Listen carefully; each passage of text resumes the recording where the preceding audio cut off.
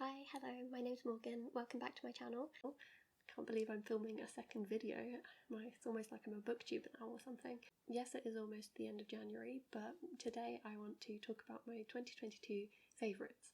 I read 56 books in 2022 and I had 3 standout favourites, which I feel like isn't bad for that amount of books, and there's some other kind of superlative books that I wanted to talk about. So there are 10 books that I'm going to talk about. It's not really my best books of the year, it's just I looked at the 56 that I read last year and these felt right to talk about, if that makes any kind of sense. I will put timestamps in the description though, so you can just skip to the 3 absolute favourites if you want. But yeah, the others are kind of things I wanted to talk about for one reason or another that I liked but didn't, think was the most perfect book. So it's kind of a more vibes-based list. I am also mixing fiction and non-fiction, so I've got 3 non-fiction books to talk about and 7 fiction. I think I'm going to go fiction, non-fiction favourites. Apparently that's how it makes sense in my head. So the first book I want to talk about is Bitter by Akwaeke Emezi. Bitter takes place in this kind of unspecified world that's kind of like our own but isn't, where lots of bad things can happen and lots of good things. Bitter is our main character and she's a painter, and she can kind of do something a little bit supernatural, a little bit magical with her paintings. And we meet Bitter as a student at an art school where she's studying painting while all these kind of bad things in the world are happening around her. Her group of friends start getting more and more involved in activism and things around the struggles kind of going on in society around her. And we're basically following her in her head, thinking about whether she wants to be involved, how she can be involved, the kind of feeling of hopelessness and what point is there in me joining when there's already other people who can do much more. And it was a really nuanced take on that. You do experience this from being inside her head, so all her feelings of being overwhelmed and hopeless and helpless, and her feelings of community and finding a network. I think this is one that it is better to go into not knowing too much about the world and the supernatural elements of it, and just experience it as you go through it. It is actually a prequel, so Pet by Akwaeke Emezi, which came out a couple of years ago I believe, follows another character, so you can, I think, actually read them in any order. I really loved Pet as well, but this one has really stuck with me in a way that I wasn't expecting. And yeah, when I looked at my list of books from last year, this was one I knew I had to talk about. I've kept thinking about it. There's a part in here specifically about grief and how so much is going on in the world and there isn't the time or the space to grieve it properly, and it just has stuck with me all year. I read this in February and I think about that, I don't know, at least every week when something in the news happens. So yeah, this is one I definitely recommend. I think it could be useful for anyone who's involved in activism or anything of that kind of thing, but also it's just a really, really good story. I suppose if I'm giving it a superlative, it's the one that has stuck with me the most. Next is my most surprising read of 2022, and this goes to Historic Materials by Philip Pullman. So I reread Northern Lights for the 3rd time, and I finally read the Amber Spy... Wait, I always get them the wrong way around. Subtle Knife and the Amber Spyglass this year for the first time.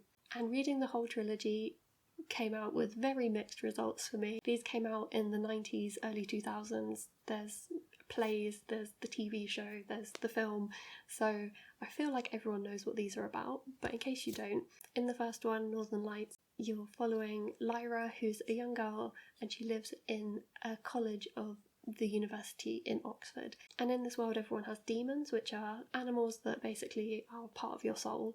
So like I said, this was my 3rd time reading Northern Lights because I love this world so much. I love Oxford, I love the demons, there's armoured polar bears, there's aeronauts. It's just all really, really cool and the best of children's fantasy in my opinion. Those rereads were a decade apart as well, so it's something that I just want to keep coming back to and finding it again and hoping that I really like it.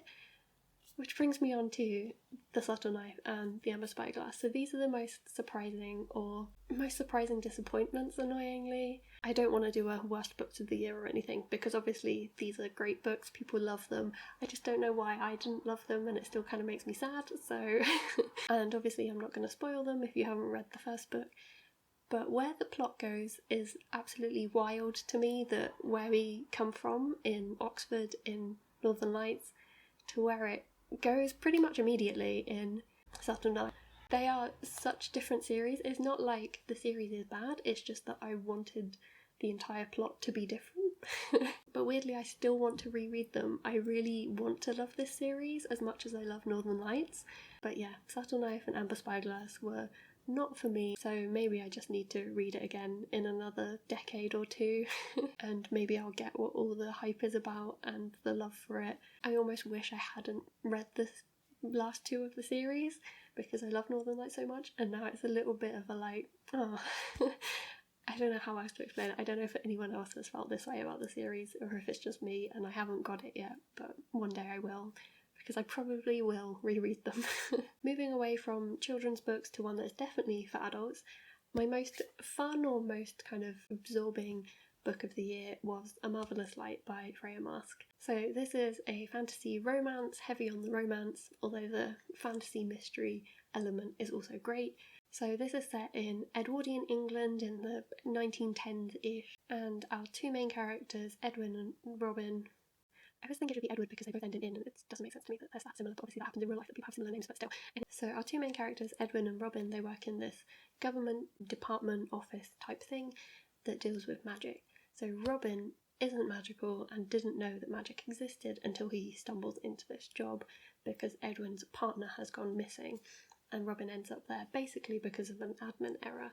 And Edwin and Robin are obviously going to end up being the love interests, the romance, so we get to follow that from when they meet. So naturally they go about solving the mystery of Edwin's partner going missing, and there's hijinks and drama and romance ensues. I think this was my first romance read ever, maybe, and it was just a really good time. I really enjoyed all the characters. There's great minor characters, there's great siblings, there's magical houses, there's curses. It's just a really good, fun fantasy if that's your kind of thing. Also, if one of your pet peeves like mine is queer fantasy characters being really angsty about being queer, there's none of that here.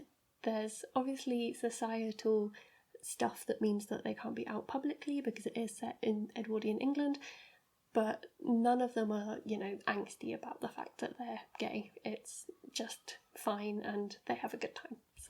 And I am very excited to read the sequel, A Restless Truth, this year, and then I think there's another one, so yeah, very much enjoyed this start of the series and can't wait for more. My last superlative book for fiction is Best Reread, which goes to Going Postal by Terry Pratchett. Obviously, this is one of my favourite books ever, if not my favourite book ever, and I reread it this year for the first time in ages. I don't know why I don't reread it all the time, to be honest, and I'm so happy that it's going to be in one of the first videos on my channel. Going Postal is the 33rd book in Terry Pratchett's Discworld series, but it is the one I recommend to people when they want to start out with Discworld, or if they just haven't read it yet. It is my absolute favourite book from Discworld. Obviously, it's my favourite book.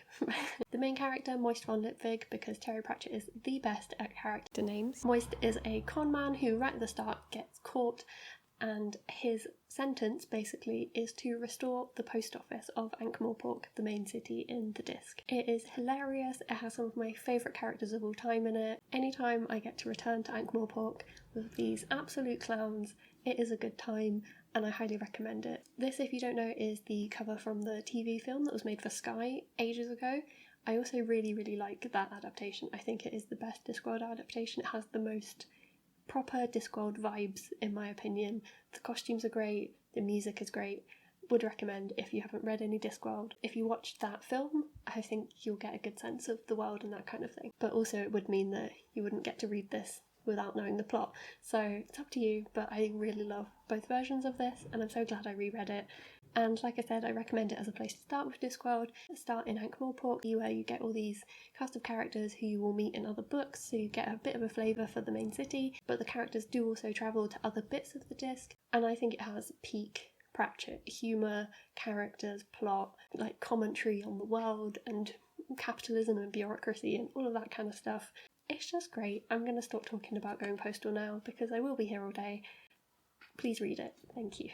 Okay, now I have 3 non-fiction books that I want to talk about. The first book, which I suppose is most recommended, as in I have recommended it to the most people last year, is Jews Don't Count by David Baddiel. This is a really, really short book. It's maybe 100 and something pages about anti-Semitism in progressive lefty spaces. This is one that I didn't give 5 stars, but I still really recommend it to people. And the main critique of it I've seen is very valid, and that critique is that it's not very nuanced, and I think that is fair, but that's kind of not the point of this book. It is very short, it's very readable, it's quite funny. I think it is made to be put into as many hands as possible and just be like, here, think about this thing that you maybe haven't thought about before. And yeah, I don't think it's the most groundbreaking, beautifully written non-fiction ever, but I think it does what it was intending to do really well. And if you haven't thought about anti-Semitism, especially if you are often in lefty progressive spaces, etc., then it could be pretty useful just to make you think about some things and tell you where to go to research further.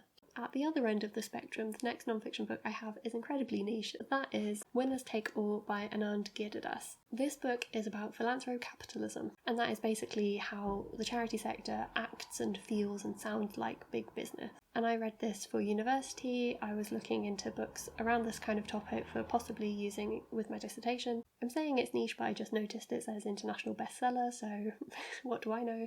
Again, I think this is really good non-fiction for nudging you to think about things in a different way, and it lays out its points really clearly, but this one is, I would say, quite nuanced. I really like how this was written as well. It's not very theoretical, but it follows different people. It takes 5 or 6 people that the author knows in real life, and it follows their changing views on how they think people can change the world and how they think they can change the world. Especially if you're in capitalism equals bad camp, which I am, then this could be a really useful book for making you think complexly about people who don't necessarily align with that view, which I think is a useful exercise, and especially recognising how charity and capitalism are tied up in each other and we need alternative ways of being and all of that kind of thing.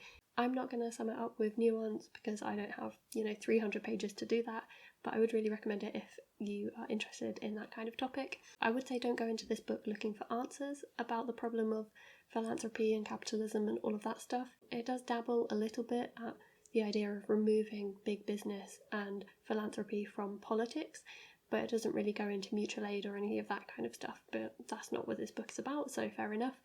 But yeah, I just thought I'd mention if you're hoping for all the answers from this book, it isn't that. It's more an exploration of people and what they think and how views change over time. I don't think I gave this a superlative, did I? I mean, it is the book I spent the longest with. I think it took me 252 days to read because it was very stretched out, but still, that's the superlative. And another one that made me think a lot, I guess. The last book I want to talk about before my favourites is, I think, the most heartwarming book I read all year, and that is Many Different Kinds of Love by Michael Rosen. And to warn you up front, this is a COVID book. The subtitle is Life, Death and the NHS. Michael Rosen is a very famous children's author and poet in the UK, and he got COVID right at the start of the pandemic in the UK, so March 2020, and he was in a coma for a very long time, for several months I think, and then it took him a long time to kind of recover his strength and walking and all that kind of thing. So obviously, since he was in a coma, he couldn't actually write about the experience of having COVID.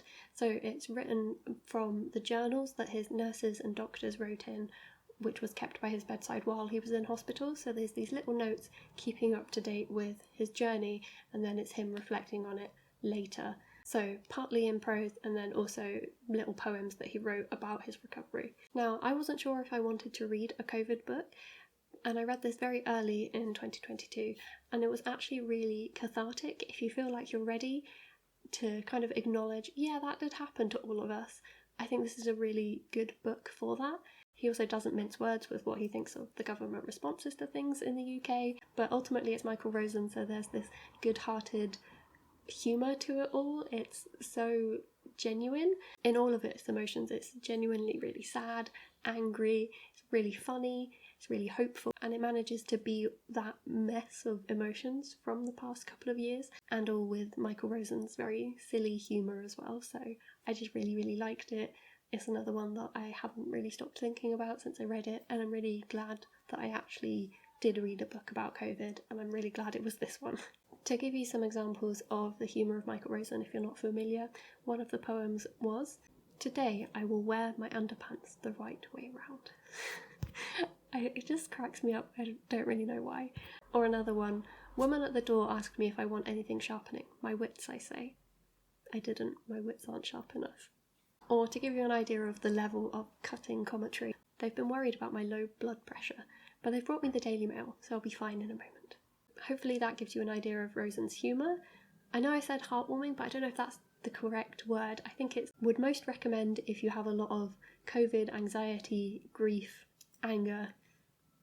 Did that really just happen to process? I think it's very good for that and will make you laugh along the way. Okay, we are on to my favourite books of 2022. I have 3 favourites. I am cheating because one of them is a series, and I have one that is not my favourite, and then 2 that are my equal top favourite of the year. So my favourite that isn't my absolute favourite but is my second favourite or third favourite, however you want to call it, is The City of Brass by S.A. Chakraborty. This is another adult fantasy book. It starts in 18th century Cairo with our main character Nari, who is a healer and she dreams of being a doctor, but she does have a little bit of a secret about some healing magic that she seems to have. And Nari just doesn't really question why she has this magic until she accidentally summons a djinn. I don't want to give too much away, but you can kind of tell from the size of it that it grows into this epic journey and story of political intrigue. We also get another character perspective, so we have these 2 that it's shifting between, and this was just a really, really fun and stressful time. Do not read this if you want likeable characters that don't make terrible decisions.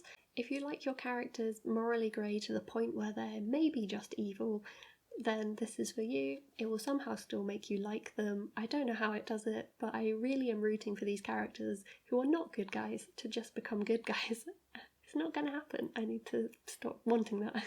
It's also a really good mix of action and politics. I read this as a buddy read in really small chunks over about 6 months, and just as you think it's all political intrigue, some huge dramatic fight will happen. I'd also recommend having the second book on hand by the time you finish it, because the cliffhanger at the end of this is something. I'm reading Kingdom of Copper at the moment, which is the sequel, and I have the 3rd book in the trilogy all good to go, so I'm very excited to see where this series goes. I heard people recommend it on booktube, so I knew it would be good, but I was just really blown away by how good this is, and now I get why it was in so many people's top books of the year a couple years ago. So if, like me, you were also sleeping on this one, definitely give it a go if adult fantasy is your thing. Okay, we have come to my absolute favourite books of 2022, and I'm so excited to talk about them. My equal favourite book of the year, which I'm cheating because it is a series of Unfortunate Events by Lemony Snicket. 2022 was the year of getting round to series that I just stopped reading as a kid for no reason, and finally finishing them, and I'm so glad that I picked this series up. I already love the world of the series, I love the Jim Carrey film, I've seen it so many times, I love the Netflix show. So I was really excited to get back into this world and finish them. And this time I actually listened to the audiobooks, which are read by Tim Curry. I read books 1 to 3 in 2021, so 2022 I read books 4 through 13. Again, I feel like everyone knows what these are about, but in case you don't, they follow a series of unfortunate events that happen to the Baudelaire orphans as they move between incompetent guardian to incompetent guardian after their parents die in a fire, and the actor/villain Count Olaf pursues them trying to steal their fortune. My absolute favourite, if I have to pick one, is The Penultimate Peril, which obviously I can't talk about too much because it is book 12 of 13, but if you know, you know. The payoff is so good. You have all these characters you've met along the way coming back together, which is one of my favourite things to happen in series. If you didn't read these books as a kid and are unsure whether you'll enjoy them as an adult, you 100% will. They are so funny, there are so many jokes that I missed as a kid, and even though the plot is obviously so far-fetched and over the top, it still treats the Baudelaire's situations really seriously, even if it is that, you know, there's a pit of lions or something.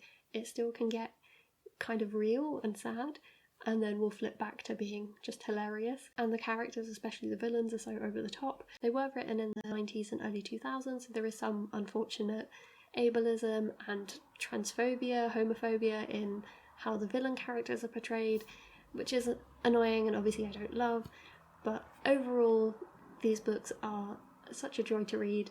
I had such a good time with them. I would really, really recommend the audiobooks. The Tim Curry editions of the audiobooks also have songs at the end from a band called the Gothic Archies, who did an album with a song per book, and they are so good. How do you slow this thing down is kind of a Lost Smith song in my opinion, and it's actually kind of a bop, so would really recommend that album as well. It's on Spotify and stuff if you don't want to listen to the audiobooks but want to listen to the songs. They are really, really good. And my other favourite book that I cannot stop talking about of 2022 is Our Wives Under the Sea by Julia Armfield. And while we're here, it's probably also my favourite cover of the year. So the eagle-eyed amongst you might have spotted that it isn't on display where it usually is, so probably could have seen this coming. Honestly, the less that you know about this book going into it, the better. So if you have seen this book around and you're even slightly intrigued, you should just go read it right now. Don't find anything out about it. Just go and read it and enjoy it for what it is. If you need a little bit more info, it is very tense, it is very, very sad, it made me sob. The writing is beautiful and I care so much about these characters, and it did all that in about 200 pages. I don't know how Julia Armfield did it, but this was my favourite book of 2022. Oh, also it's very gay, if that helps. That's sometimes the last nudge I need to go read something. The thing that I tell people that makes them go and read it is that some people tag this book as literary fiction and some people tag it as sci-fi. So take that as you will. Or if you insist on having an actual blurb, this follows the character of Miri and her wife Leah, and Leah is a marine biologist, oceanographer type researcher, and the book follows two timelines. One is when the submarine that Leah is on sinks to the bottom of the ocean for months, so we follow Leah's perspective, and we also follow Miri's perspective where Leah has gone missing, and then after when Leah comes back, but something is not quite right about Leah. You know when a book is so good that you don't really know how to sum it up, but you just want to force people to go read it? So I'm going to try and say why I love this book so much, but honestly, just go read it. I might honestly make a whole video about this book with a spoilery section because I just want to talk about it so bad, but as I want people to go into it with not much information, that makes it quite hard for this video. I don't want to give too much away, but the thing that I really loved about this book is those two timelines. It makes the whole time so tense and sad, and if that sounds like something you want to experience, then I would really recommend. It was also my partner's favourite book of last year, and she doesn't usually read much literary stuff like this, so really it's a double favourite of the year. So yeah, those were my favourite books of 2022. If you have read any of these books, I would love to talk about them in the comments. I could talk about these books all day. I know it's really late, but if you want to let me know your favourite of last year or a favourite you've read recently. Thank you so much for watching, and I will see you in my next video. Bye!